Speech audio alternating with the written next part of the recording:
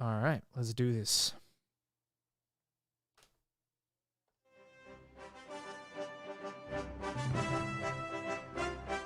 Good evening, everybody. Welcome to another episode of Cantina MX Football Podcast. We're on episode 270.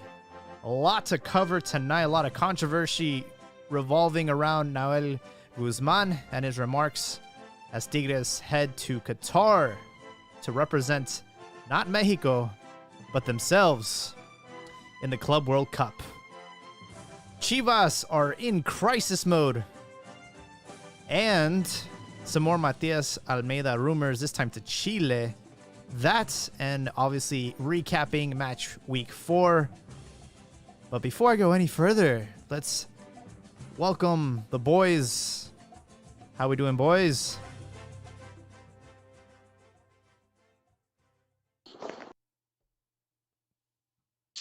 Boys, what's going on? Should I said gentlemen? Doing well, man. I'm doing well. How's it going? That's good. Same with me. I'm fine, despite my coats being the opposite. Yeeks. Yep, it is. The Kraken. Was the Kraken released? Is that what happened? That is the Chivas cry right now. They are currently in second to last place. They've only mustered 2 points in 4 games. We'll talk about that in a little bit. As of right now, we are there's still some action going on around the league with León beating Atlético San Luis 2-1, minute 86. 3-1. They just scored Juan Meneses. So it looks like they're on way to victory. I want to start off with Nahuel Guzman. He I think they landed in Qatar, and they had some cameraman recording them, and he said some mean stuff. Were you guys able to see that clip? I had seen a clip. I think he had already said it, where he was talking about Tigres was representing Tigres, not Mexico. And I feel that it's he probably said it to court controversy, or it's something that the club is telling the players. I'm guessing, because I haven't heard anyone from the club, like the coach or higher up, come and say, just come in and say about what the club's take is on it.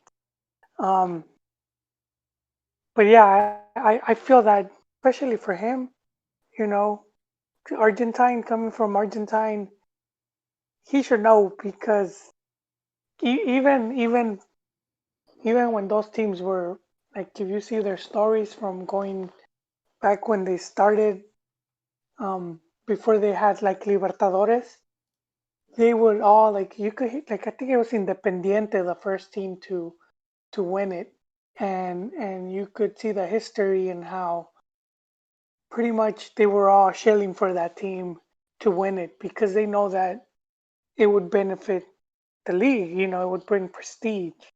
And so in a tournament like Club World Cup, I do think, and we talked about this, Jaime, on one of the other podcasts, how Tigres wants to be considered a grande. Yep. This is one of the tournaments where if you do good, like, you don't even have to win it. You just have to play really good, look really good. You'll win over a lot of fans. And if they did win it, that would be like almost automatic, Absolutely. I'm actually going to be able to play back the clip. It's very short, so I'm gonna play back. Hay que disfrutar. Estas cosas se disfrutan.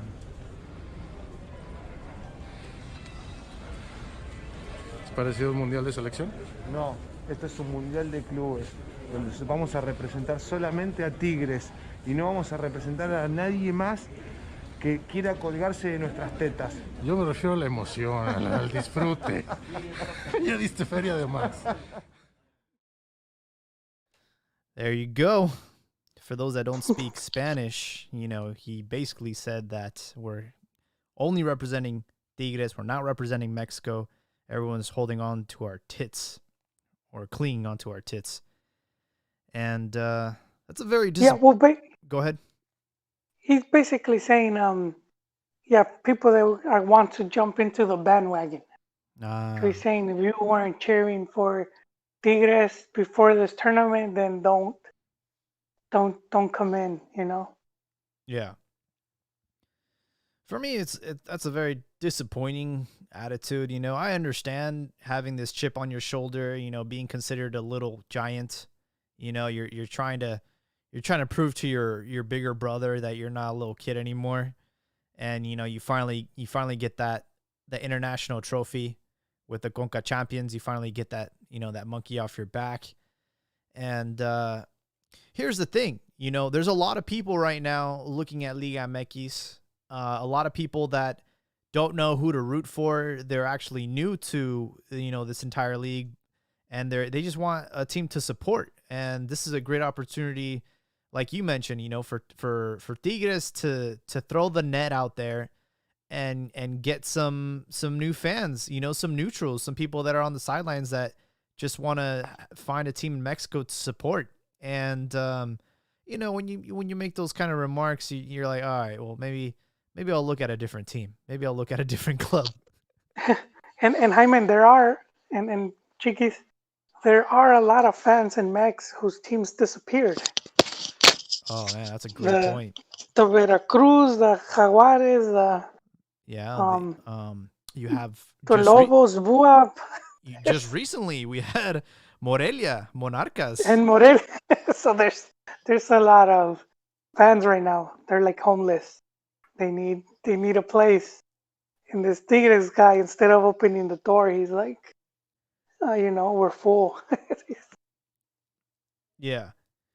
For some context, so Tigres are on their way to Qatar to compete in the Club World Cup. They won the Conca Champions final against LAFC, and they play.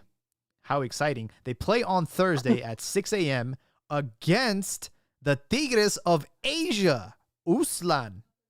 They have the same logo and everything. They have, well, not the same logo, but they have the same mascot and the same colors, blue and yellow. And it's a clash of the Tigers. It's crazy. What are the chances of that happening? Yeah, it's, but let's see, man. We've seen some of these Mexi teams crash, and even though we don't hear about this, some of these teams, sometimes they're filled with Brazilian ringers, man. They'll have former World Cup players that we forgot about, or they'll have a really good coach. When the team the Chinese team that eliminated America, and they had Felipao, a World Cup champion coach, and who's very accomplished, and he had a couple Brazilians that had been in selección or been in like top teams, like Robinho, I believe he was in that team. And so it's interesting, man. And I'm not too sure because I haven't, because some of those teams, they get players and coaches, but they don't stay that long. They'll be there like 6 months, a year, maybe 2, and then that's it. And so I don't know if how often, if it's that they already had the players or if they just juiced up just for the tournament, and so I haven't looked into the other Tigers just to see, what squad they have. But we should, if only there was a way to find that out. If only there was a way. Hey man, I gotta go back and discuss the Noel comment. Let's hear it. Yeah, we're still on him, Chiquis. Yeah, because the Martin has coming up always with some interesting comments on all this stuff. I sort of Martin del agree. Palacio. Del Palacio, yeah. I sort of agree with like Noel. I think, it's cool to go and represent yourself and not have the pressure of saying I'm taking on the whole country and of Mexico, and other fans like Chivas fans or America fans, Rayados fans. Why would they root for a rival or an opponent just because they're from Mexico? And Martin, his point was that it's interesting that it comes from, he says, only Argentinians. So I don't know if some other comment or some other RG made a comment similar. And if it wasn't just Nahuel who said, we're just going there representing ourselves, we're not representing Mexico or Liga MX. So he was talking about it being an Argentina thing, and then he goes off on like the passion and the culture of football in Argentina, that some people might think it's better because of like the craziness of the fans, the dangerous environment sometimes that it exists, the rivalries and violence and all that stuff. And some people think that Argentinian culture or football culture is better, and his opinion was that it wasn't. And then I started going off on the whole thing about passion. And this guy Comedia Mex, he always converses with Martin. Pretty well thought out guy. He sort of was convincing me because like a lot of what I think is like the passion of Argentina and Brazil is what produces, is part of a big part of what produces their good players all over the world. And but this I sort of made me think of Nahuel not wanting the pressure of taking on the whole country, on their shoulders, and them being the representatives. And so that was sort of like, just different aspects of what reasoning. I don't know what his true reasoning is for that, but yeah, that was just some thoughts on, can he handle the pressure? Is he not being able to handle the pressure, or why is he acting out like that?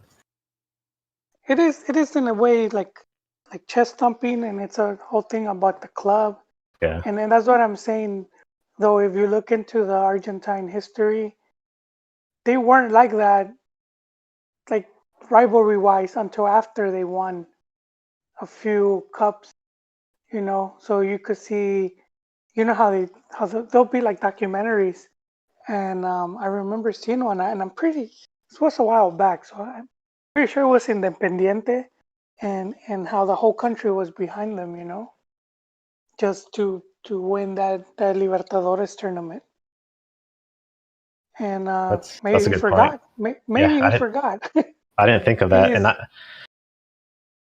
I do sort of recall that a little bit. Of course, I'm from a U.S. perspective. I don't know how it was like in Argentina and stuff, but And, if it comes to Conca Champions, I think that's another story. When it comes to Libertadores, though, Mex League still needs, they need that some of that rep international, and that's the same right now with Clubs World Cup. It's something that benefits the whole league. Yeah, and I think Nahuel, in and of himself, benefits the league. Like his mere comments of saying that brings a spectacle to the league, and some people might not like that, but I enjoy it. Like I love Nahuel, the way his antics, and sometimes he costs Tigres goals, like coming out half midfield and stuff and doing crazy things. But he's bringing interest in this, and he always does that. And another thing of interest that's sort of different and not really off topic, but there's another clip. I don't know if Jaime saw this one, where he was on the bus and Gignac was like telling him, get Tuca, because he was sleeping on the bus, and he was recording a video of Tuca like sleeping. I saw that. And they're like, I don't know if what were they singing or something, and Tuca was getting mad, dude. He was like, they're just little kids trying to wait, bother their dad who's trying to get some sleep. I know. Tuca needs to control those dudes, man. Those kids just look so grumpy. He's already a grump, you know what I mean? Yeah. But that's hilarious. I think it just goes to show how close they are, how tight of a unit they are. At least those, parts. You have like your certain players that just can get away with murder, and that's just, but it's only certain players.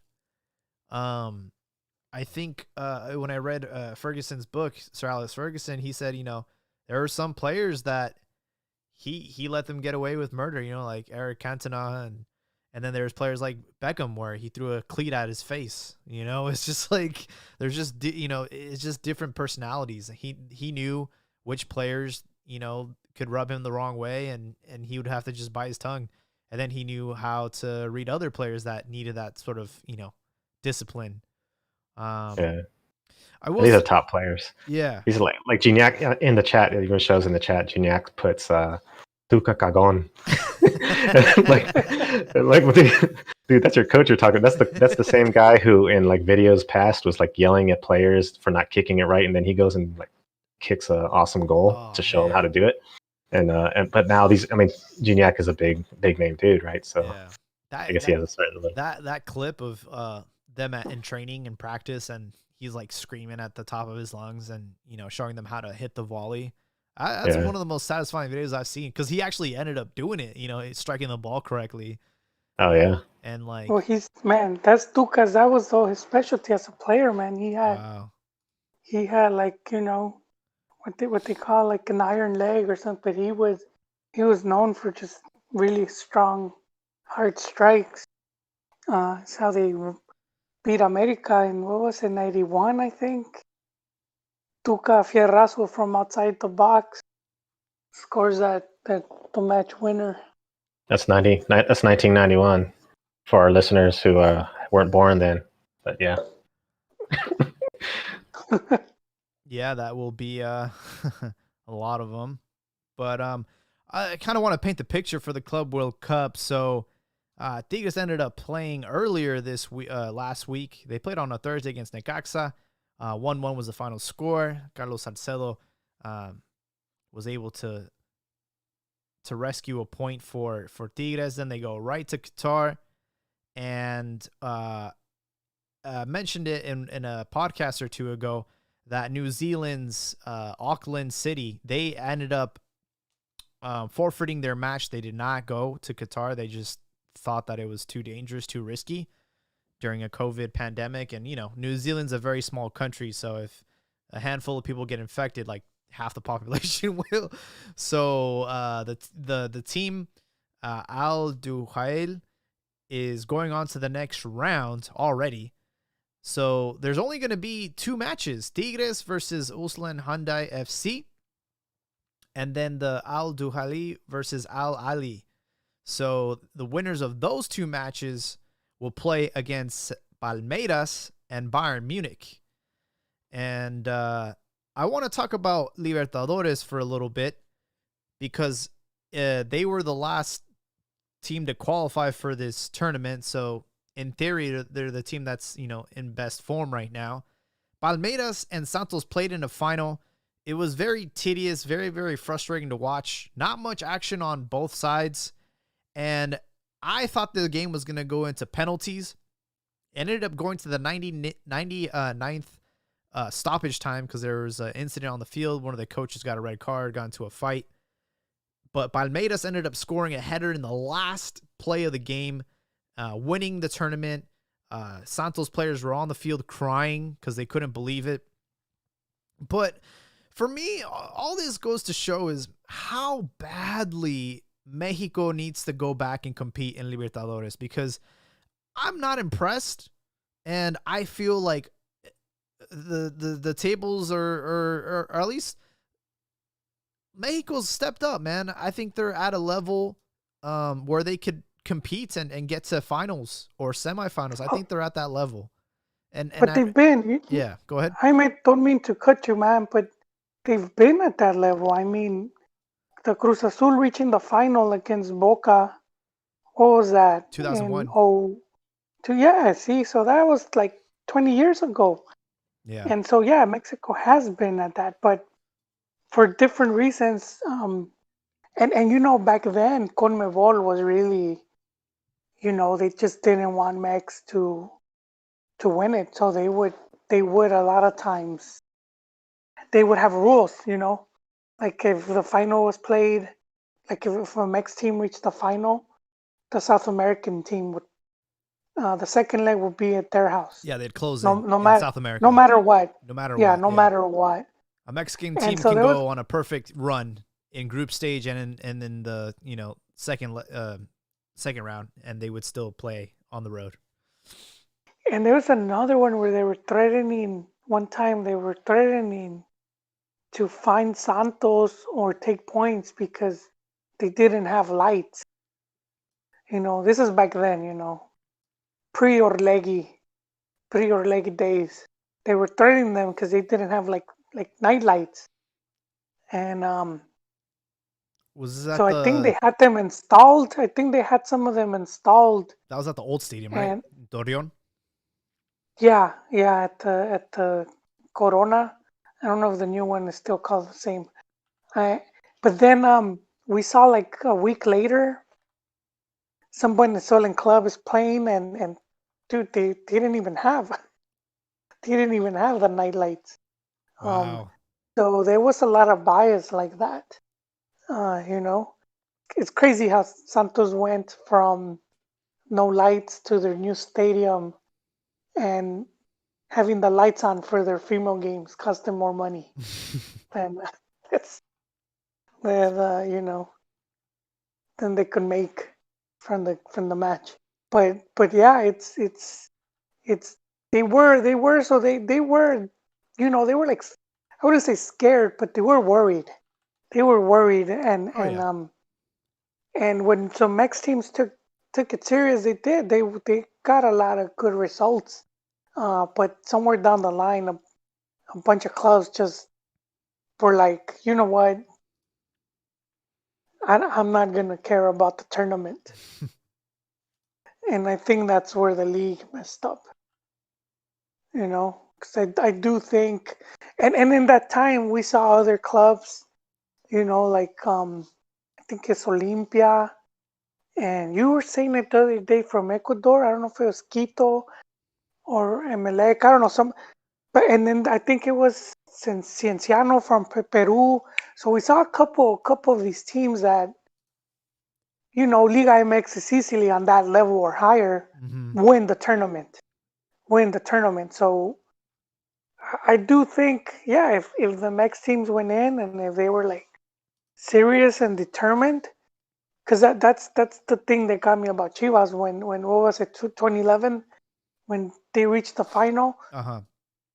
And that's what pissed me off because it was 2010, right? 2010 to it's so far back, Yeah. but it was like so just to go back, it's when it was the fiebre porcina, the swine flu, and the Chilean teams did not want to play Chivas because they were saying that they were gonna get infected. H1N1. And then and so they booted Chivas out of the tournament. 2009. And yep. Yeah, and so then Mex threatened to, like, you know what, we're leaving, and at that time the main sponsor was Banco Santander, and they basically told CONMEBOL, one of the big reasons we're sponsoring the tournament is because Mexican teams and the Mexican market in the U.S. and all of that stuff. And so they CONMEBOL, they bent the knee, and they told Chivas, okay, next tournament you guys are already qualified for the playoffs. I was like, it was the most disrespectful thing I've ever seen. It was, but I mean, at that point, if you're Chivas and you know that you're coming in, at playoffs, I mean, if you're management, you could have at least, and you were allowed, what, 3 players? They could have at least done that, and they didn't even, it's like they didn't even care to do that. And so that was disappointing. For me, like, when I think about Libertadores and think about the way Mexico has been treated, they've disrespected us countless times. They found any way to put us at a disadvantage because they were threatened by, imagine, like you throwing a party and you invite this person that is at your level, if not better, and then they end up being, the popular one at the party where everyone wants to talk to them, and then they forget about you, the host. So, I feel like CONMEBOL always like looked at Mexico like, yeah, we'll invite you. You guys generate us a lot of money. but just don't win this thing, don't sleep with my wife, like, and it's like Mexico was going in there and they were dominating teams. They were being very, very competitive. And, like you mentioned, Cruz Azul going to the final in 2001, was it losing in penalties? You know, who else went to the final? I know Chivas did, Tigres did. Tigres. Yeah. That's it, just three. Just And three, and then a couple teams made it to the semis. But Jaime, a big thing about like what they didn't want, because that's their vitrina, that's their showcase for talent and to sell them abroad. And so that's Oh, I think was one of their worries, that Liga MX would steal interesting. some of that thunder, which they kind of did to the lower teams. So like if you were the Bolivian teams, the Venezuelan teams, and now you're in the Mexico bracket, now there's less Yeah. chance of your team going to advancing further. But yeah, that's one of the main tournaments where a lot of scouts would go, and That's and interesting. then you can also raise the value of players. You're doing really good. So now it's like not only are you doing good in league, but also in Libertadores, which is one of the things that we've mentioned before about how Chicharo, we feel that's what got Man U's attention. That he was doing good in the Libertadores tournament. It also had to do with him getting capped, on the national team, and somehow sliding into a World Cup roster like at the last second. I know that there No, no, was no. He got before though. They had already no, yeah, but I they mean, had like, signed him way well, before the whole World no, Cup yeah, and yeah. I national. mean, they signed him in May, but I will say though, his debut with the Mexican national team was in February. It was it was like very, very soon before the World Cup. It wasn't like a year before the World Cup. Um, and the goal he scored against New Zealand, where he climbed in the air like freaking MJ and had the craziest header, craziest finish. He had missed one earlier too in that game, which is funny. But that goal is the one that sealed the deal. Some of the I was scouts looking at that match for Manchester United said, "Yep, sign him, send the deal, send the deal." It was insane, and they felt confident that he was going to get a permit because he had a national, team caps. Because that was also an issue, getting a work permit in England was not going to be easy for a player That of, is true. I yeah, forgot about that. If you're with the national team, yeah, then yeah, because the English league, you need you need to um you need to have like some type of permit pass for foreigners, and being in the national team is like that feels like the requirement. And if you're not in the national team, you have to go through some other hurdles. yeah. I'm sorry. I'm looking at the numbers. He was capped for Mexico like at the end of 2009, and then in 2010 he just took off, and he was able to, again, like I mentioned, like secure a World Cup spot like year of the World Cup. It's incredible. He just had a crazy, crazy climb. Um, let me ask you guys a question about Libertadores. What do you think will take for Mexico to go back into that tournament? Because for me, I think it's money. Yeah, it's money and television, but I think the whole television thing has changed a lot. Just what's going on in Mex, where it used to be like Televisa and then just Televisa and TV Azteca. Now there's more there's more there's more open air TV stations now, and so there's more competition. And so we've seen the top two lose power. They're not as influential as they once were. Um, and big sign was a few years back when neither Azteca nor Televisa had the rights to the Olympics. It was Claro TV. I'm not sure that's what it's called in Mex, but it was a Slim's TV Wow. station that had the rights. So I think it was the Brazil one, the Rio Olympics. Okay. Yeah, and there's the one where I think the under 23 didn't qualify, and I remember hearing rumors that it was like on purpose. Hmm. That they once they lost the rights, that they sort of, or they did qualify, but they tanked it. I forget, it was one of those. I'll But look you it up know, right it's now. always spicy rumors. 2016. There you go. Was it in Brazil, Rio? Mm-hmm. Yeah, because it was right after the World Cup. They had the Olympics. For me, I think that it all comes down to money.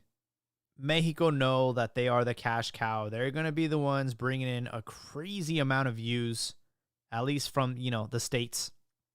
And the problem is here in the States, BN Sports owns the rights to Copa Libertadores, which is not a channel that is very accessible. I know that I looked it up earlier today. Fútbol TV and Sling TV, it's available for streaming. And then as far as like the big television providers here, I think only Dish Network. So it's like not too many, satellite or cable companies actually offer BN Sport. And I feel like Mexico, for them to start competing in Libertadores again, Conmebol would have to give them a reasonable offer. And I think that's why they haven't been able to get back into Libertadores, is because the money. Well, it's also the league because it's like they offer like just a set amount, you know, uh, because what you get. I don't think they could offer them more as far as Mm. it goes for like per match, than they already offer the other teams. So it comes down to like a TV deal, and that's what I was mentioning. That's what I was mentioning Azteca and Televisa, because for years they basically had all the teams, and so they kind of controlled. But Mm. they don't control it anymore, and so that's how does the league do it? Because there's been talk of like doing something similar to the Premier League, where like the league has like a sponsorship deal with Sky, and then they distribute the money to the Okay. other clubs. And so there's been some talk of that, That'd be nice. of like doing some like league deal. So who knows? But I mean, just because it's been difficult, just because Televisa owns teams, and just all this interest from the Yeah. TV stations, that because in England the TV stations don't own the clubs. They're more independent, and so that's always been uh, you know a stumbling block. But I mean, with Libertadores, who knows if they could work some type of deal out. Um, and I don't know if you could do league wide because not all the teams are competing, but I don't know, man. Or maybe not league wide, but at least for the teams competing, where they could give them a bit more money than they would have normally gotten from the TV deal. I think it's gonna require collaboration. I think if Mexico can get back into Libertadores and maybe have a more respectable network pick it up, like ESPN or Fox, it used to be on Fox Deportes. If one of those two networks can secure a deal, then I think you would get a lot more eyeballs, and I think it would nudge both the CONMEBOL and CONCACAF region to just work it out. But as of right now, we'll have to just see how Tigres do in this Club World Cup. Maybe they'll play against Bayern. Maybe they'll play against Palmeiras. We don't know. They have to get past the Asian Tigres. And we do have a listener, Carlos Diaz, says Tigres are not the team of the decade. They never will be. They're an institution that represents Nuevo León, not Mexico. The new international embarrassment. Thank you, Carlos, for that. Not a fan. Not a fan of the Tigres. You mentioned something very interesting about getting a centralized deal. There are rumors about a league-wide kit sponsor for Liga MX, similar to the way business is done here in the United States, where one, manufacturer will provide all the kits for all the teams in the league. What do you think about that? You know what? I like it. As long as the kits don't end up looking the same. Well, that's what ends up happening. I've seen that with Adidas. They just have this little cookie cutter template and they put MS Paint on there with a little bucket that fills up the whole color. So for like Chivas, they have stripes. Oh, okay, we'll put the white and red stripes. Oh, for Rayados, we'll do white and blue, but it'll be like the same template. You know what I mean? So I'm not a big fan of having one kit manufacturer because you kind of lose the creativity and the sort of identity of a club. You can easily have a manufacturer just get so lazy because of the fact they have the entire, 20 teams at their disposal, fat contract. What are they going to do? They can't complain because all 20 teams are with us. So I feel like you kind of lose that. Because I'm not going to lie, like some of the kits look nice, like Charlie stepping up. I think Pumas is still sponsored by Nike, if I'm not mistaken. And it's nice to see a little bit of like differences among the clubs. No, I agree. I agree. My one thing though with the whole league-wide sponsorship is if the smaller clubs get more money. True. Because those are the ones that are still struggling. And they've been struggling for a long time, which is why we've seen so many clubs disappear. And NASCAR jerseys. And NASCAR jerseys. They got they got sponsors on the butt. They got sponsors on everywhere, man. That's right, they would, and the cheeks. But yeah, that would be my thing because it would be nice for those teams to be more competitive, So that's yeah. I think that's fair. If it will benefit the league in terms of, all right, now it's more better distribution of wealth, having one manufacturer. Every club gets, maybe Chivas and America won't get as big of a cut as they used to with like Pumas and Nike, but like the smaller clubs will get a fatter paycheck, which in return will make the league more competitive and more even, which in return will, probably generate more money. So that's actually a really good point. And one thing I would wish that they would centralize is the TV rights. I wish they just had one collective deal with Univision or one collective deal with, Telemundo. And then that way they can just sell all those TV rights to, fans in Europe, fans in South America, fans in, all over the world. They can finally get to see what Liga MX is all about and why it's so dramatic, especially in Liguilla time. I think it's such a shame that nobody really knows the league that well outside of, North America. Yeah. Yeah. Oh, well, you know what? You were talking about returning to Libertadores. Yeah. So they do have Enrique Bonilla, who was the former Liga MX president. And he's supposed to be working on a deal. Yeah, we heard about that. Carlos also agrees with me. I do have to say Charlie has given a better identity to some of these Mexican clubs. I'd like to see less sponsors on the kits, centralize efforts, and emphasize the club identity. And I'm a big fan of no NASCAR jerseys. And I remember when Chivas were sponsored by Atletica, which is it's a domestic brand, and they had some really nice kits. I think at one point for me, like the peak was 2004 when they played the final against Pumas. They didn't have any sponsors on the kit. It was just the logo of the team, not even the manufacturer's logo on there. It was just literally the badge, and that was it. And it's like one of the most beautiful kits I've ever seen. And it was designed from Mexico, right? That's when Vergara had taken over the team, and then the contract with whoever they used to be, I don't know if it was Ava Sport, I don't know who it was, had ran out. And so then they made some generic shirts until they found a new sponsor, a new company to make the jerseys. Yeah, they went to Reebok. You could get your hands on one of those.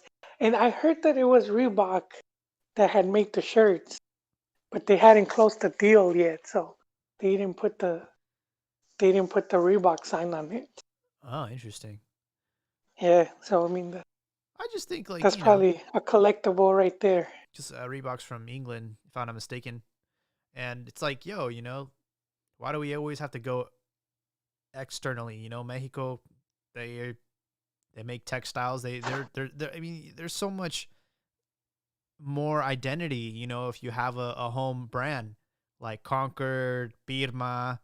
Right now, Charlie is domestic, and they're doing a really good job. Obviously, a lot of it's not being able to be shown off correctly because of the amount of sponsors on these kits, but overall the designs have been really, really positive and very good. Kind of moving into match week 4. I know we talked a little bit more about Libertadores and Club World Cup and all that, but I do want to bring it back home to some of the matches. Like I mentioned, Necaxa and Tigres kicked things off on Thursday, that 1-1 draw. And then on Friday, Mazatlan played at home against Pachuca.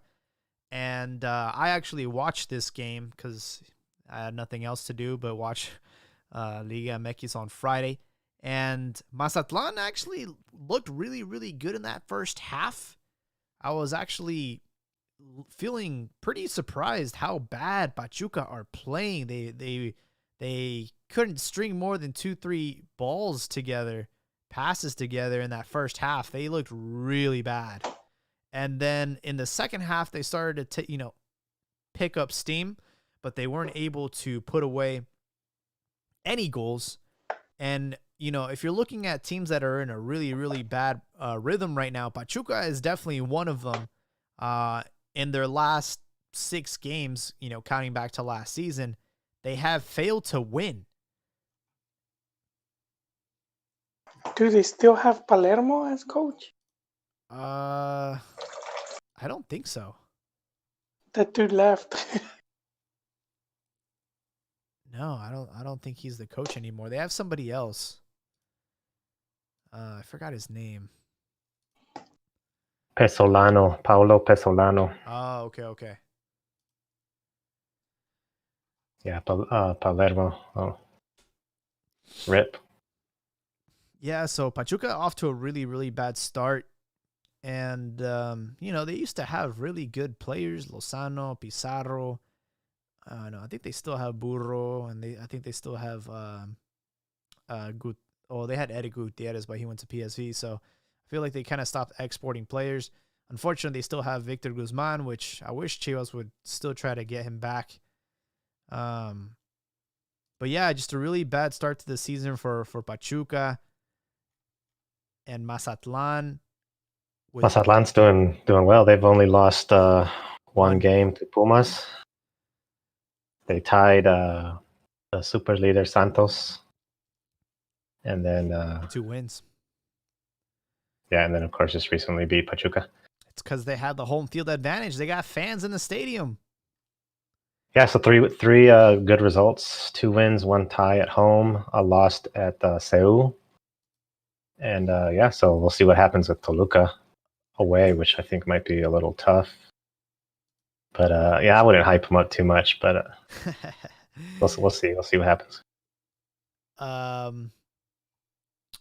Carlos Diaz says that there will not be any fans in the stadium next week. Well, Mazatlan will be on the road against Toluca, so I don't know if you mean like their next home game.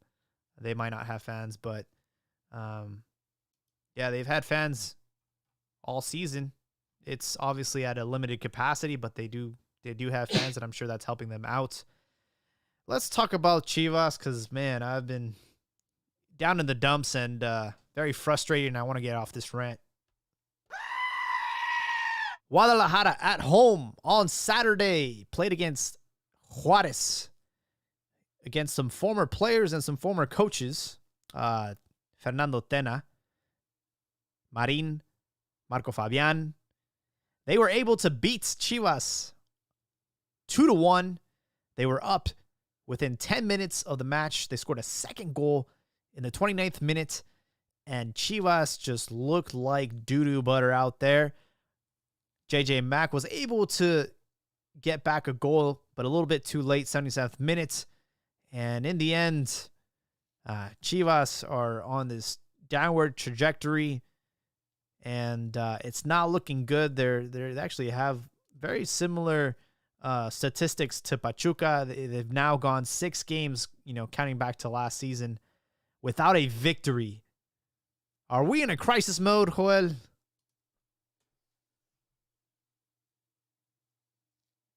Oh, we lost him. No, I'm here. Oh. I was muted. I was muted. No crisis. No crisis here. It's the same story, man. I just think it's lack of patience. It's frustration from fans, and it's just, the team not being where Chivas fans would like it to be. But we've seen this play off so many times that as fans, we shouldn't be so up in arms. It's the same thing over and over. Like Charlie Brown trying to kick the ball and Lucy's gonna move it, but he keeps falling for it. And what I mean the same, it's like these bad starts and then right away it's a crisis. And a big reason is because it's a short season. They only play a few games, so that's why it looks so horrible, because the season is it's half. It's not even a full season. It's just half a season. So you have 2-3 bad games, and all of a sudden it's the team sucks. And I just don't see it that way. It just takes a long, it could take long for a team to work. So we always like to talk about Matias. When he arrived to Chivas, he came in at 5-6 games in, and then he had a few good games. I believe the team didn't even go to Liguilla. And then when he started his full season, he couldn't win a match until match week 9. So he went 2 months without a win. And that's the guy, I mentioned him because that's the the Lord and Savior for many Chivistas, and that's who they're all fighting for. And it's like you forget that he couldn't win. Yeah. How dare you? How dare you? Did they forget that his last 2 seasons there, he finished 15th and 17th? One season didn't even win a single home game, and this guy's gonna save us. That's because of injuries. That's because of injuries and loss of players. I will say, I don't know, you guys can correct me if I'm wrong, but this Chivas lineup was pretty up there though, man. It's pretty like a top lineup. I think Chicote was the only one who wasn't in it. But I looked at that lineup and I said, man, this Chivas is on paper is a powerful team, and then they ended up getting. I will say that the goals by Juarez was they're pretty good. I mean, oh yeah, there's some nice shots, and the defense was caught like running back, and so I'll give credit to Juarez for that. But the lineup for Chivas, I expected more.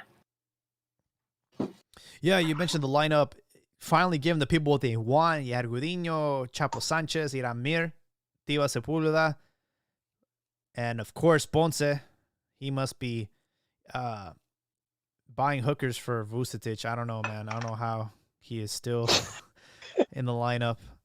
You know, it's like that episode of Club de Cuervos. You know, if you want to get into the starting lineup, you gotta buy the coach a hooker. But Nene Beltran was back in the lineup, and of course Molina, Alexis Vega, Cone Brizuela, Antuna, and Macias. You know, I mean, no excuse. You had, you mentioned Calderon. Calderon's not really a really good defense player. He's more like a midfield at this point. So, yeah, he didn't even get any action. And then Chivas made subs at halftime. You know, they put in Mayorga, they put in Chino Huerta, they put in Pollo Brizueño, they put in Angulo, and also the new kid Alan Torres. And no, they just can't get it going.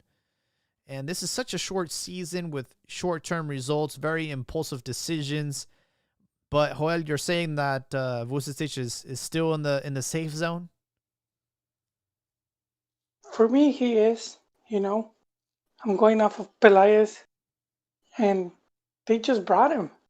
Let him finish the season. If you think that he's not that good, I would let him. You know, Yeah. I would. Joel's a fan. Joel's a fan. Has been a fan of Vucetic for a long time. He's almost like the Chepo version 2.0.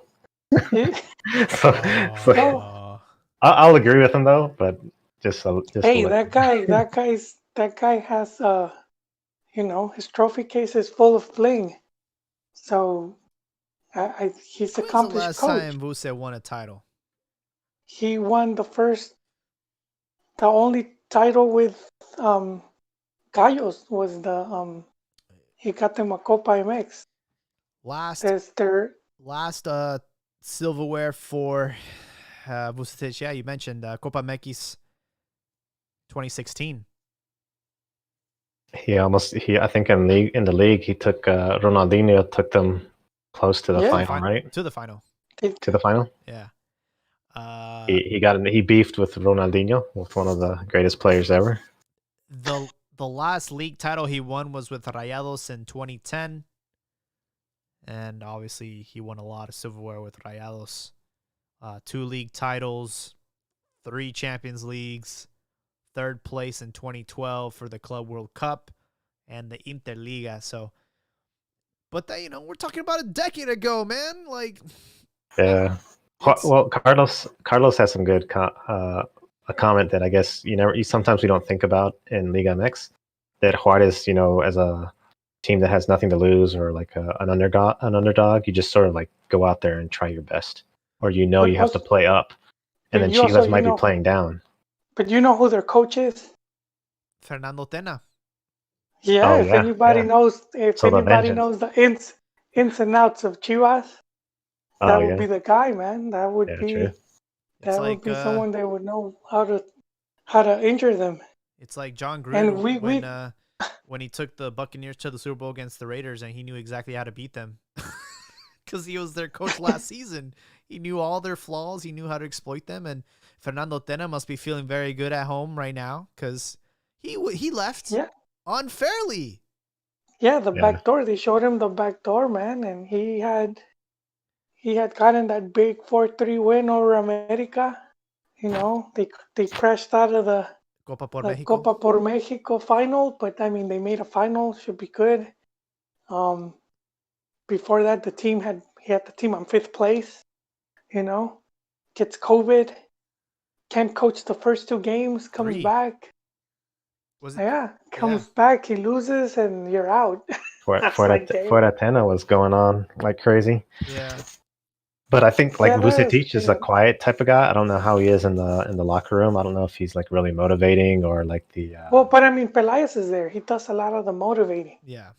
With the team, like before the game and stuff. Yeah, Pelaez. Before, after, during. Okay, so to Carlos's point, where if Chivas, just thinks they're going to show up and win against a team like Juarez, then maybe that motivation or whatever, is not lighting a fire under them to go out there and play well, especially at home. I'll be back, gents. Okay. Yeah, man.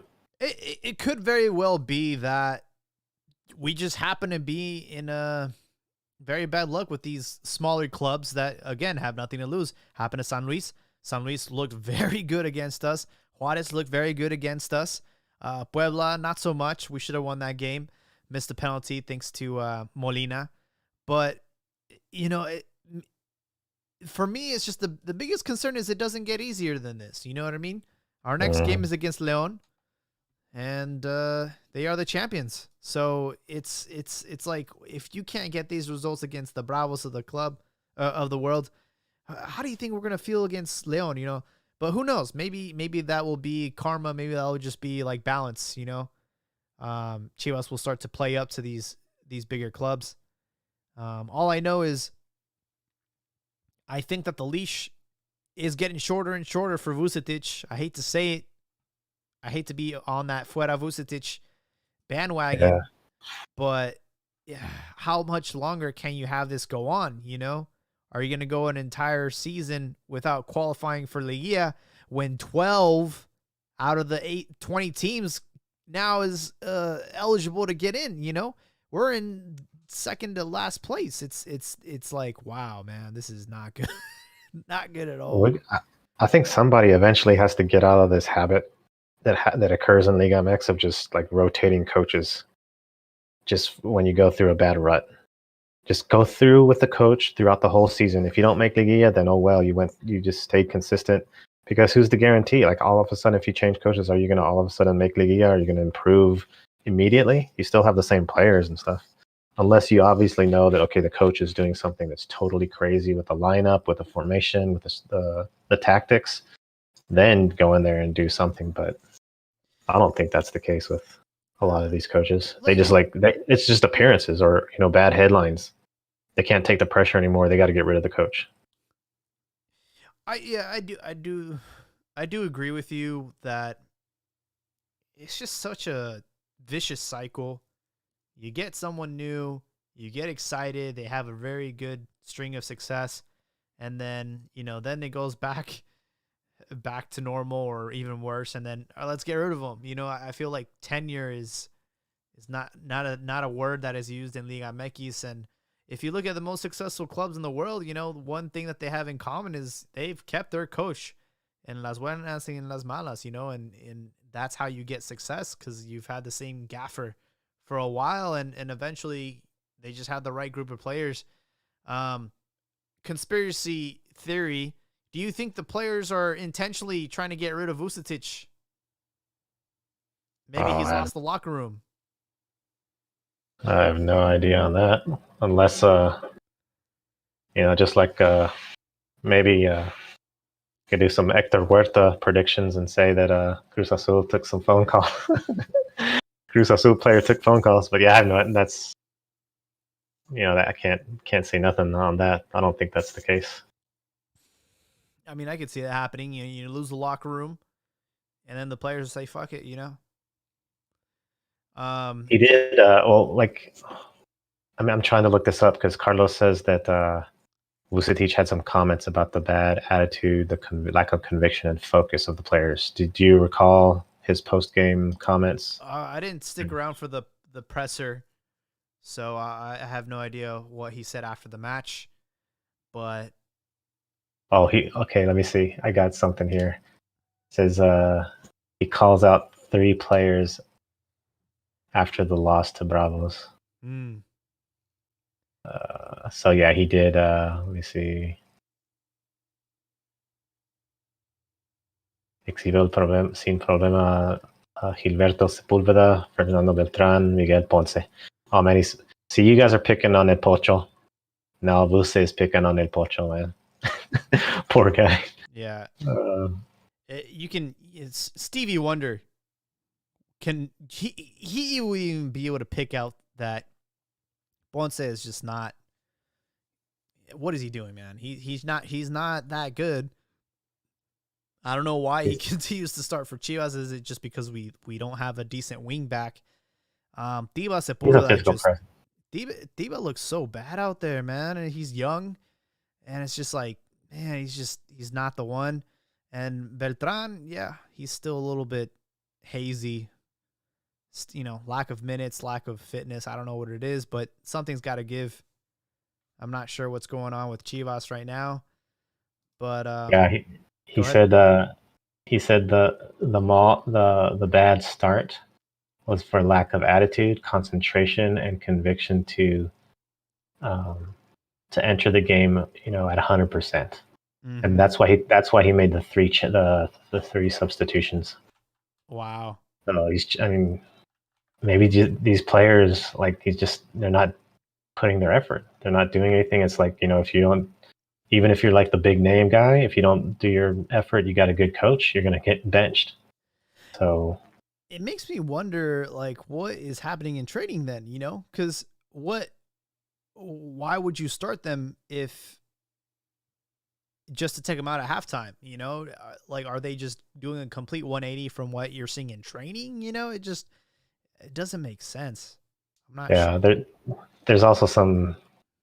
I'm looking at another article. There's like some division in the locker room about even keeping Vucetic. So there might be Oh, some people, some players that don't like him, some players that do. This is all like according to sources, I think. So it speculation. might be a sort of it might be a Hector Huerta type of thing from the Well, king of journalists, Alvaro Morales. I will say the one common denominator throughout all these years of Guadalajara's ups and downs is Cone Visuela. Maybe he's the snitch. Maybe he's just been he's been the coach's pet. He's always the guy that the coach can rely on to just know, hey, he's doing this or he's doing that, and he gets a starting job every week. Man, Corne has been in the lineup for like ever since he came on to Chivas in like 2013. It's just like, man. And it's not because of like skill, but we've had better wingers, but for some reason, man, he just makes the lineup every week.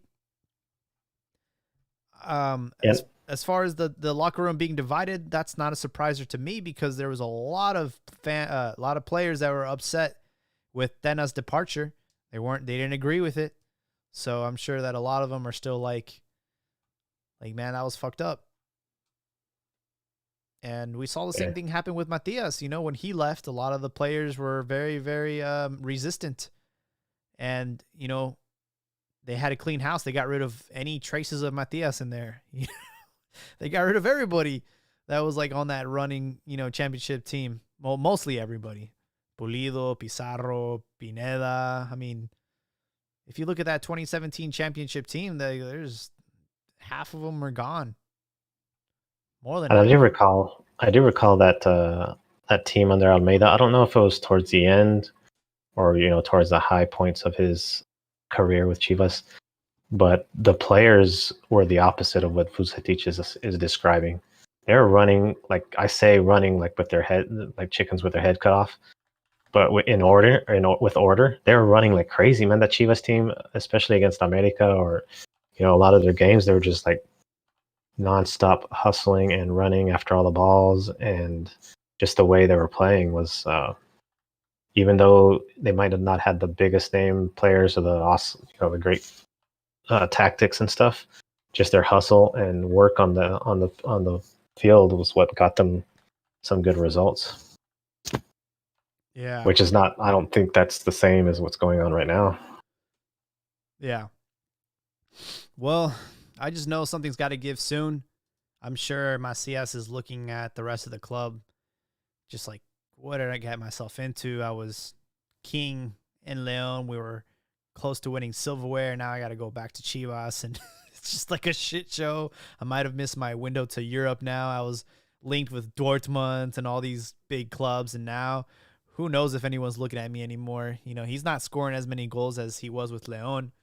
So it's like it must be frustrating for him, to be one of the best players on the team and just have to carry a lot of dead weight around. Um, very very quickly, someone in the comments just hopped on, and you didn't miss the 260 to 269 episodes. We weren't broadcasting on YouTube live. We were recording them offline and then uploading them on Anchor.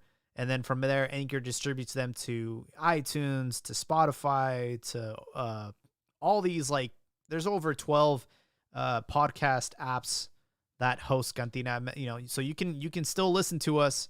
We're going to try and go back to the live streaming. But yeah, for our listeners out there wondering what the hell happened to the 10 episodes. we're not so good at Get the I'm at a streaming, loss for words. the streaming back in. But No, man, of communicating, and of Oh saying yeah. some of the changes we were doing. We sort of just did it and forgot to, yeah. But we appreciate you guys for listening live and contributing to the comments and topics that we're talking about. We definitely miss this part of the show. Going over more results in the league. Cruz Azul, are they back? They beat Gallos 4-1 very decisively, and I'm sure a breath of fresh air for all the Cruz Azul fans out there. Sitting in 8th place now with 6 points.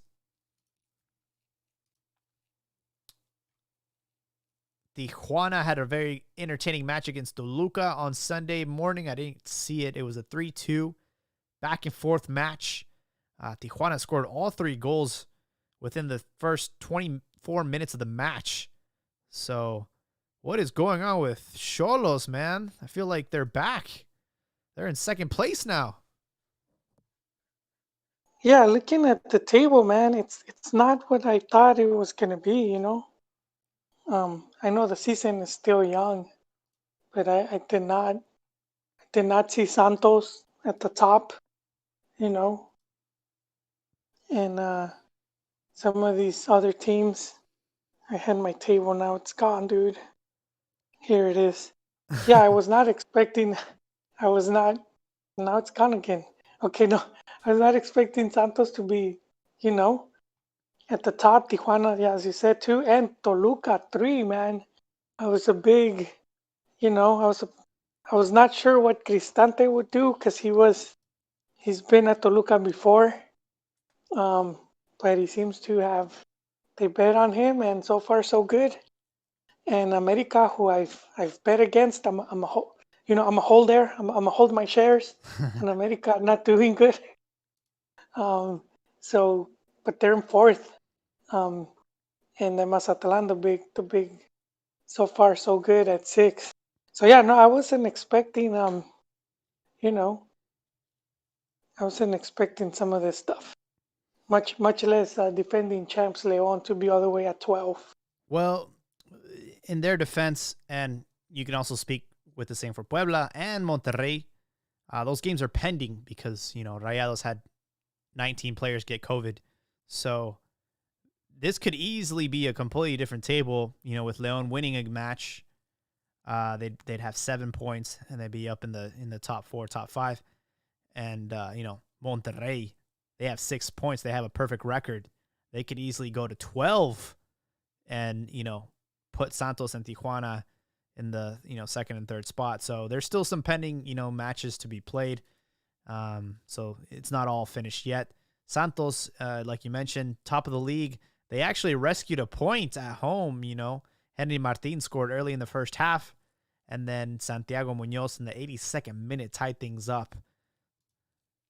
And we talked about Leon as of right now. Wait, before you jump to Leon, man, I gotta say, I don't know, man. I thought Grupo Orlegui was gonna work their magic on Atlas, because dude, what they're doing at Santos is very impressive. They might have a season or two where they're a bit off, but they work a lot with youth, But on average, this Santos is always putting up a fight. And for the last couple of years, they've been, relevant. It's more where I think Chivas should be at, If you see Santos sort of like every so what they're fighting for a campeonato, and it's we could say with probably less of a budget. So I was thinking, yeah, Atlas under Orlegui, probably their fans are gonna finally get to see their team again competing, and And nah, man, that team's probably just cursed. Oh yeah, yeah, they are definitely the ongoing joke. But yeah, Santos, I agree, man. I think Chivas should try and strive to be relevant like Santos. They kind of go through some crazy like roller coaster seasons though. They'll go and win a tournament, and then they'll go back to obscurity, and then they'll win again, and then they'll go back to obscurity. But they'll do it in shorter Yeah. in times. With Chivas, it's every decade. Yeah, it's every 10 years. Santos is every 3 or 4 years. Um, of course, what makes it easier for them is that foreigners, so they could Yeah. they could always go and buy 2 or 3 to strengthen that team. But I still think it's no excuse for Chivas. I just feel they have to change the way they go about recruiting players and even scouting players. I think they need to be more aggressive, and I feel that they're still lacking at that point. As far as like finding talent before other teams and all of that. I think they dropped the ball big time. You know, because at one point you saw all of the seleccionados, all these top talents were all being churned out from Chivas, and then next thing you know, it's Pachuca. With their golden generation, and you see who's working Pachuca's youth. Who's doing their youth program, and it was the former Chihuahua guys, Westerhoff and Efrain Flores. Wow. So it's so you go from having those guys employed to now paying millions of dollars to get youth players from a club that your former employees now work at. So I think that's been some of the problems. But good for Santos. We praised them before, and they deserve that. Yeah, I almost forgot to mention Chiquis' Pumas. Maybe just because the game ended up in 0-0, but they played Atlas 0-0. You have any thoughts about that game, Chiquis? Man, couldn't beat Atlas. Dang, man. Last place team. It's like if we couldn't beat Chivas, the second to last place. Oh man. No, but yeah, that was. I had my phone. Of course, I wasn't watching that.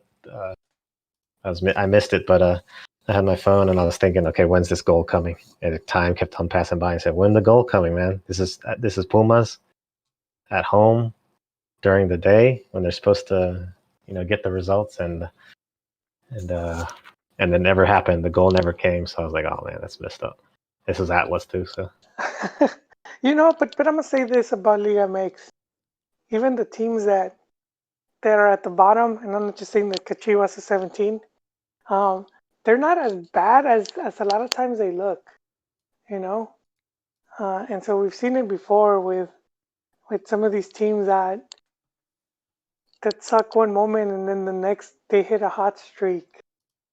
I mean, and I think a big reason for that is just the league. It's pretty even. You're not gonna see how you see in some of these other leagues where the first place team is a 30-point lead. Over like second place. You're not gonna see stuff like that. A lot of these teams, they're not that far apart from each other. That's true. Although last season we did see refresher to that, with both Pumas and León not really losing any games. So Yeah. they did have Pumas, a significant gap between the rest of the league. Yeah, and Pumas was missing a couple players. So have you guys had your new guy make his debut yet? I know you guys got Gabriel Torres, striker. We talked about him on the last episode. He's from Panama. He was playing for Chile. And, you guys went into the Big Lots bargain bin from South America and just picked him out. I remember reading about him. I think a Brazilian club wanted him. He's a Panamanian international. Yeah, he's from Panama. And he's I think he's a big dude, huh? Like 6'2" or something like that. He's 5'11". Oh, okay. I Yeah, but got some wrong info. But replacing Cocolizo, sold him to Tigres, and Pumas in need of a striker, and they brought him in on loan, and we'll see how it goes for him. yeah, Oh and wait, we were talking about just how Pumas, and I'm a good segue because I was talking about Chivas lacking some of that aggressive scouting, and I feel Pumas has been on point with some of these players they've brought in. Cocolizo, Dineno, and I wouldn't be surprised if this guy, although he's up there in age, but I mean, it doesn't matter, if he scores some clutch goals, keep Pumas being competitive. Yeah. hey, you must be thinking of I don't recall from national team play Gabriel Torres, but Roman Torres, that beast of a dude. Remember him from Panama? Roman Torres.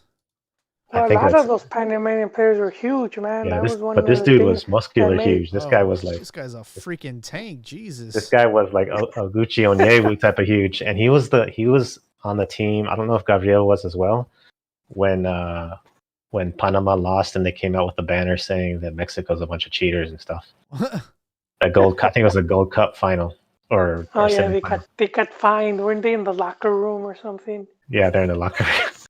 But Hey, that team was that scary, man. That was a little tough. There were some tough players there. 6'2", is that the 200 goal? pounds. This guy's a beast. his, his other job is UFC. Is that the match where That was the they get handball and called a all that stuff. penalty and they were saying it wasn't? Yeah. Dude, I I don't know how people were defending that. This guy dropped. He had already lost like possession, and he does some like KYSO move where he decides to like fall back and try to land on top of the ball. And it's like that's kind of dangerous because you could land on the dude's leg, you know. Yeah, that was Torres, I Uh, think. that's a fall right there, man. But there was a handball, and I remember and it was surprising because there's a couple Mexican commentators that were just like, dude, they were just wanted they wanted to be some type of like um like foul play, like some type of robo, some type of like cheat. And it was stupid because this was around the whole time of FIFA Gate, and a big part of that FIFA Gate came from the US. So you really think CONCACAF and Mex were gonna start cheating right there in FIFA Gate, and they're at the heart of where the investigation was coming from? It's just so dumb, man. And I remember because that was one angle. There's different cameras. So the U.S. when you see a Gold Cup game, when you're seeing if you're seeing it from like Univision, any from the U.S., the cameras are set on one side so they hit the billboard, and they'll get for like the U.S. sponsors, and then the Mex is on the other side, and they hit the other billboards. So I remember seeing the replay. I think was from the TV Azteca feed, and that one was more clear, and you could definitely see it. And I remember people linking that to the Univision guy, and he just stayed quiet. It was like, Um, One little comment. I just read an article regarding Libertadores in Mexico. Miquel Arroya, he's the president of the Liga MX. He was blunt about a possible return to Libertadores, and that is because of the unequal conditions. He says that Mexico will most likely not go back to the Conmebol. We will not go if they continue to treat us unequally. We have more resources, more sponsors. And despite that, we are at a disadvantage and we should not accept it. And he says that today we are the 10th league in the world, and that implies that there is interest from both North and South in Mexican soccer as never before. And Mexico has more to showcase in terms of income and competitiveness.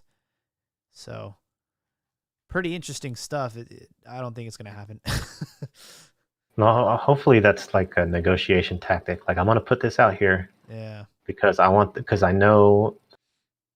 Or you guys can correct me. I think CONMEBOL wants Mexico. They want the money Of course they do. that Oh, for Mexico sure, brings. yeah. So this is sort of like, okay, I'm not gonna go because you guys need to fix your stuff, and I'm gonna keep my money and all the benefits that I'm gonna bring you until you fix your stuff. And it's so I hope it's like a negotiation tactic. Because I mean, not to say that I'm bad at negotiating, but I'd sort of be like, man, I don't care if it is unfair, or if you guys going to make us travel and you're going to screw up our schedule and give us disadvantages. I just want Mexican teams to be there, and we'll bend over backwards to do it.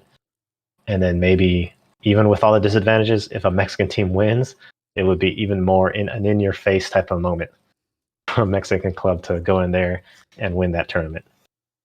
But yeah, hopefully it's a negotiation, and it does happen in the near future. I'm getting hopeful that it might actually. Well, I mean, think about it from CONMEBOL's perspective. What is the benefit of allowing this, the Mexican teams to compete? And it's like, okay, they're gonna bring more money, more sponsorship. Okay, I can see.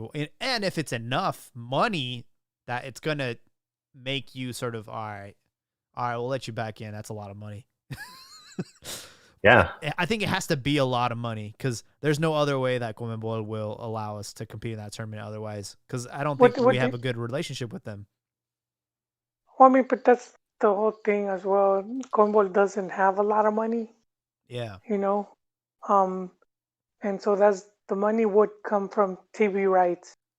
And so I don't know how that works into it. So, for example, CONMEBOL would sell the rights to the U.S., and I don't know if they have to distribute or what that means, So that's where it gets complicated. And I think that's where Liga MX was trying to like get their piece of the pie when it came into negotiating into the US, and I think they wanted some of that. So I don't know, but then when we've seen TV rights, I mean, how much money is there? Or how much money are they willing to pay? Because I mean, not too long ago, Chivas couldn't even land a contract. We were all thinking they were gonna get this massive. They were thinking it too. Chivas was thinking they were gonna get about 120 million, I think it was, for like a 5-year contract, and they weren't able to get it, just because how things have changed. When Disney acquired Fox, and then so they dropped Fox Sports because they have ESPN, and all of that caused some stuff, and then Telemundo was acquired by, what is it, NBC, I believe. And so all of those moves sort of like affected, to an extent. And so I don't know. I mean, I know who is it? NBC, I think they paid a lot of money for EPL. Yeah. But EPL doesn't bring the ratings that Liga MX does. Which is crazy. Because it's one of the best leagues in the world, and I mean this is a English speaking country here in the United States, so for Liga MX to outperform them in the TV ratings is phenomenal. Yeah, and that's what Liga MX is sitting on, but I'm like, it hasn't really paid off, not like they thought it would, and not really. So I don't know. I don't. Kind of hard just because of the whole TV deal thing. It's kind of hard to see what they're not gonna come out and tell us. So what exactly is Liga MX holding out on? Because even for rights within Mex, all of that stuff. But I do think it would help them. But I just know that they're not telling us. We're not gonna know. They're not gonna be upfront about it. We need like Felix Gallardo of like the soccer. I don't know. We need someone like him that can get everyone together and start, because I think that right now it's every man for themselves, and it's all scatterbrain, like it's all Well, short-term no, thinking. but Jaime is not exactly every man. Well, I know I don't there's know like if you. ownerships and all that, but Yeah, there is. But I mean, this is important to note because not so long ago, um, you had, I think it was Grupo Pachuca, Monterrey, and I believe Grupo Caliente, and I think they were all like forming some type of union, and I believe they were trying to acquire Fox Mexico, and they were trying to, that's one of the things they were looking to do was like sell the Liga MX as a package, and that would have been yeah, how that's what many they need to teams do. there? Two, three, four. That's gonna be like what, 5, 6 teams? You know? Yeah, as of right now, Rayados and Tijuana, and I believe Santos, all are on Fox. Chivas on Telemundo, and then the rest are on TUDN, Univision. So there's like, I think ESPN might have some clubs too, Necaxa or something. So, but it's all over the place. It's just get everyone together. You're gonna make more money that way. I just don't understand this whole like, nah, you get yours, I'll get mine, blah blah blah. It's not working.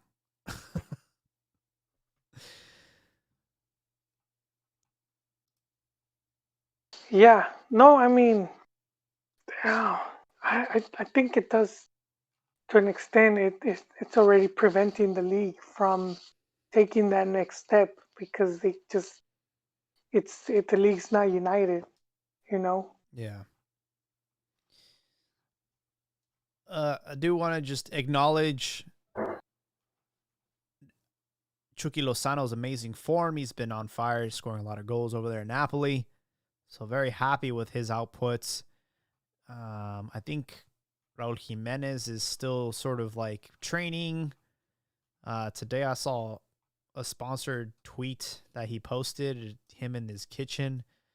And man, that scar is just so concerning, man. It's pretty bad. It looks like from a distance, it looks like a barber just like messed up. Maybe they sneezed when he was getting a fade or something, but it's pretty bad. But the coach was saying he might be ready to play soon. Yeah, he might be. I wonder if he's gonna wear headgear. Yeah, I think right now my more concern would be, you know, his his mental state. Yeah, Is he gonna be scared of being injured again? yeah, And will that affect him?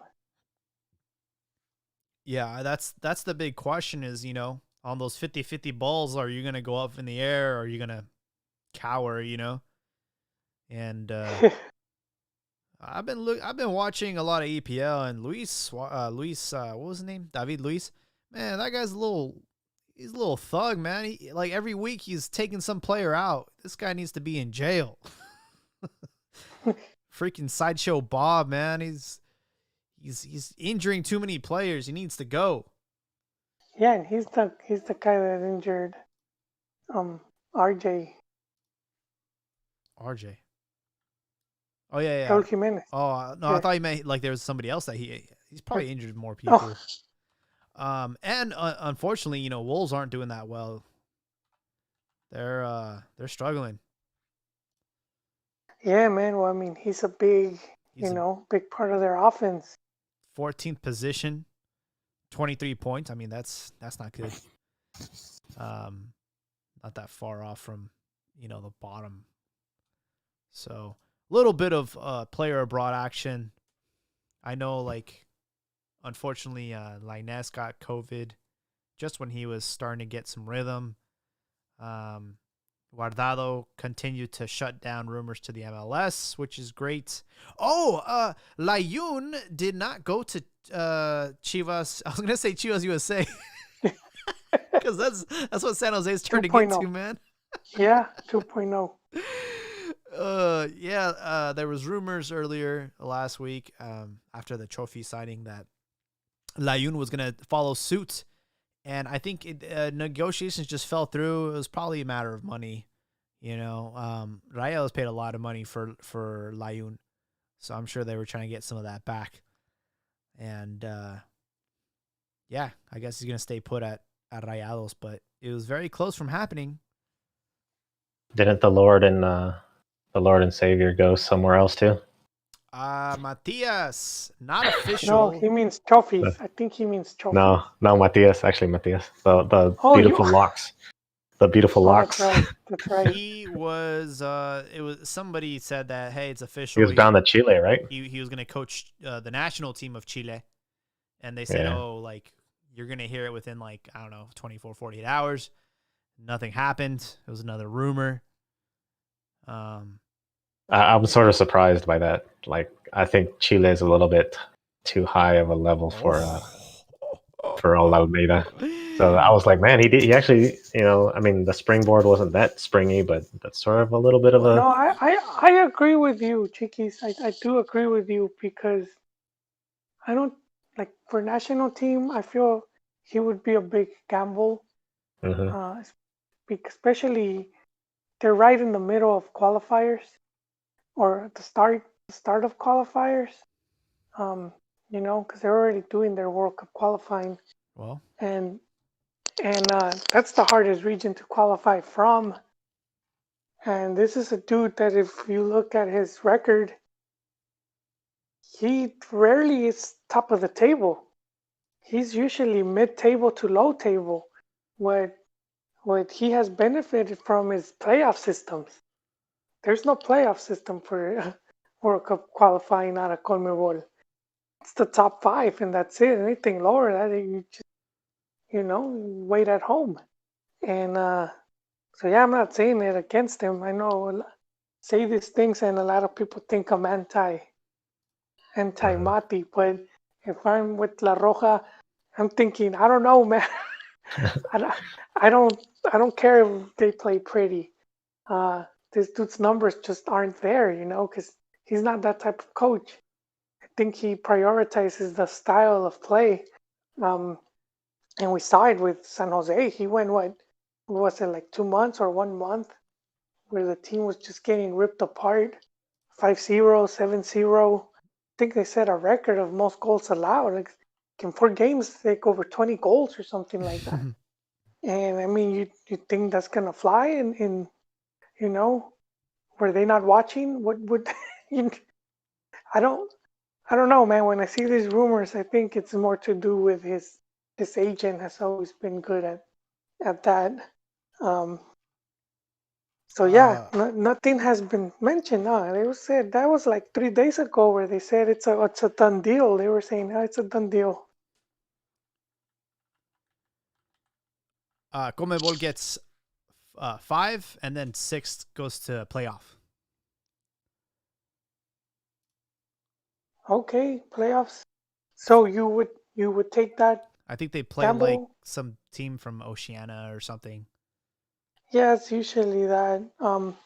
So I forgot they gave extra tickets. It used to just be 4, and then the 5th went to repechaje. But I think with the World Cup expanding, everyone I'm tripping. gets 4.5 spots.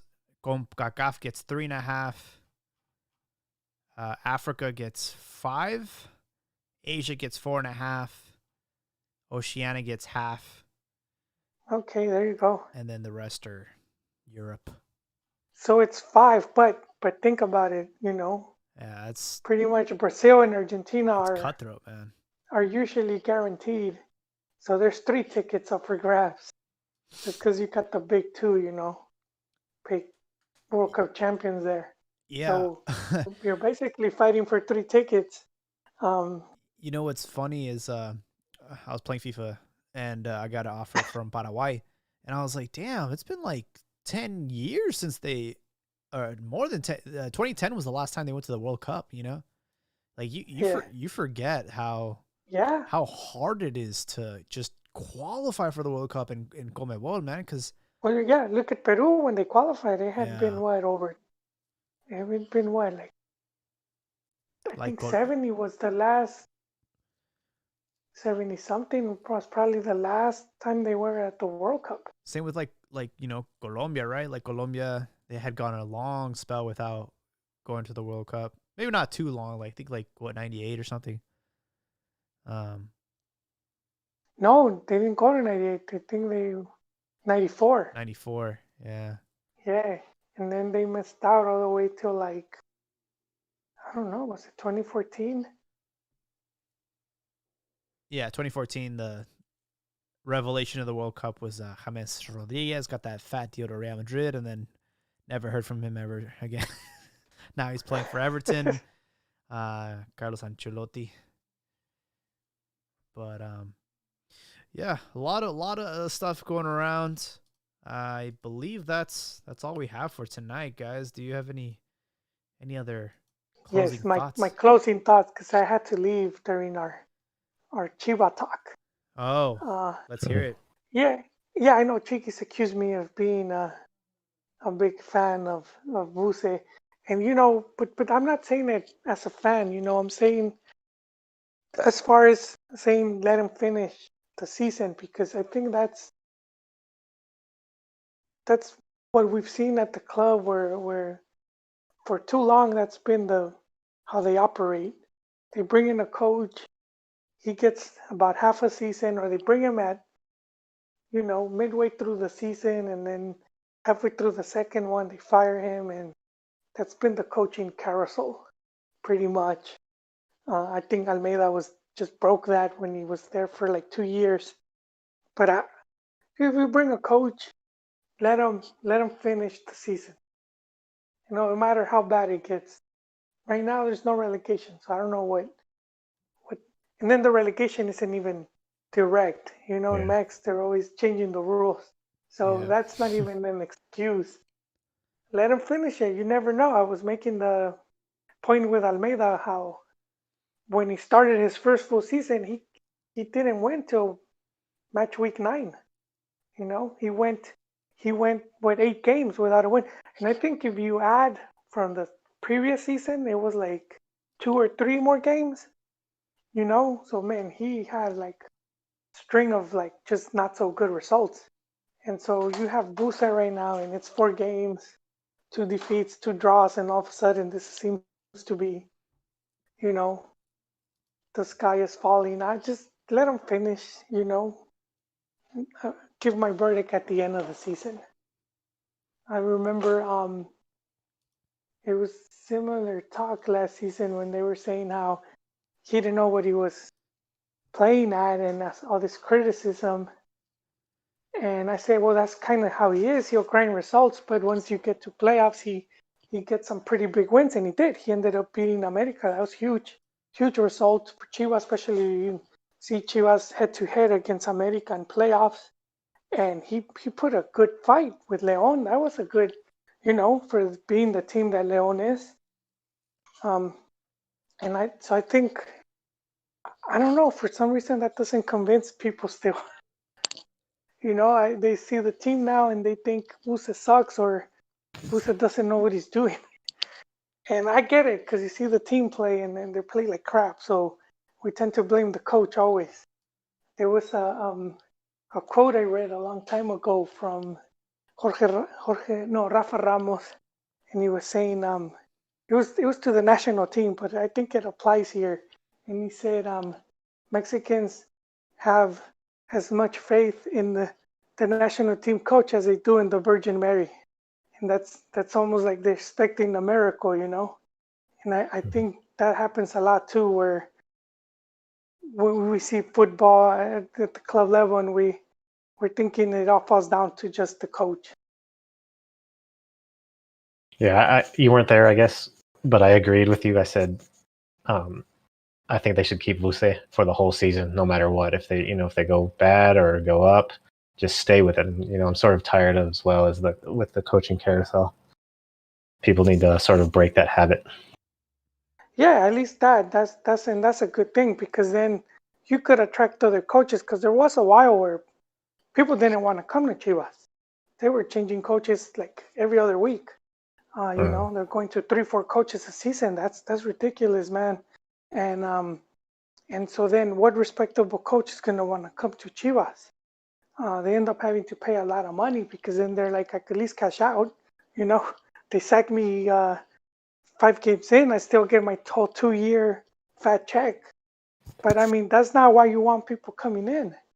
And so at least have it so that where, a respectable coach is gonna know that at least they're gonna let me work. And and I was saying the same thing since Cardoxo, was there. You should remember, Chiquis, we were part of some of these discussions. And I know fans didn't like him, but I'm like, he already came in. Let him finish the job, Yep. Yeah, they did it in the Cardoso. They didn't do it with Boy. It's a long, dude. That list is too long, man. It's almost like who's gonna take that serious? And we go back to when who was it? There's a whole story of they reached out to Bielsa, but it's funny because they'll start naming these big name coaches, and then the fans get mad when it's like a recycled Liga MX. All right, with your track record, what big name coach is gonna want to come?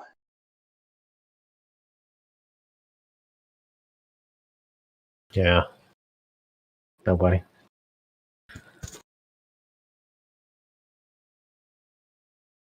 That was my rant. Cool, break the cycle and just yeah. Jaime went to take a break, so okay. So yeah, I guess we're winding it up. While he takes care of business. He'll be here shortly. Thanks. I guess we can say thanks to our homies on the chat, Carlos Diaz, who's been given a lot of information. Good to see Carlos on. Luis, who we remember Luis from previous streaming episodes. So we're glad to be back, as well as someone 220, who is a previous listener as well. What's up, man? One thing that people don't think about is, okay, you have a problem with Vucetich. You get rid of him, you have another problem. Who the hell do you bring in?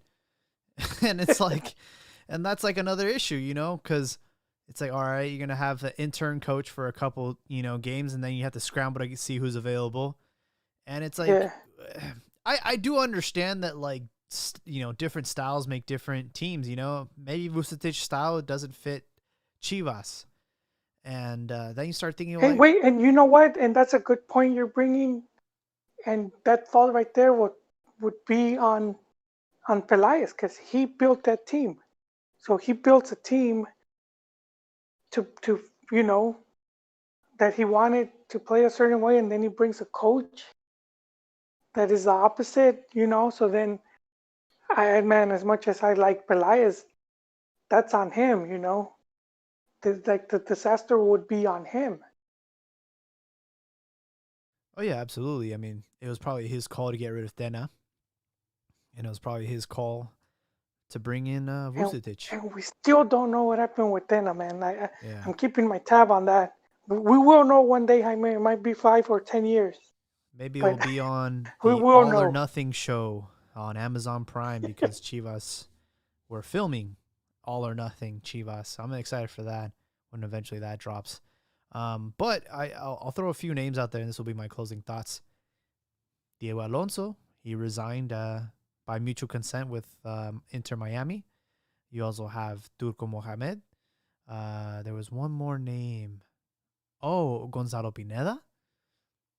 I'm a fan of all three of those. Why not? If you had to bring someone in. Mohamed did say he would work with Pelaez again, because Pelaez did boot him from America. Gonzalo Pineda got Americanized, man. I have my doubts he's going to be coming back. I would love it. He turned fresa. He turned gringo on us, man. You're saying that because he turned down Pumas? Did he? That's probably maybe. the best thing to happen to Pumas, because you landed Liliani, who I think is a good coach. Yeah, that might have been in the back of my mind. I didn't remember that, but no, I think he's loving it, man. He's loving the U.S. He's loving.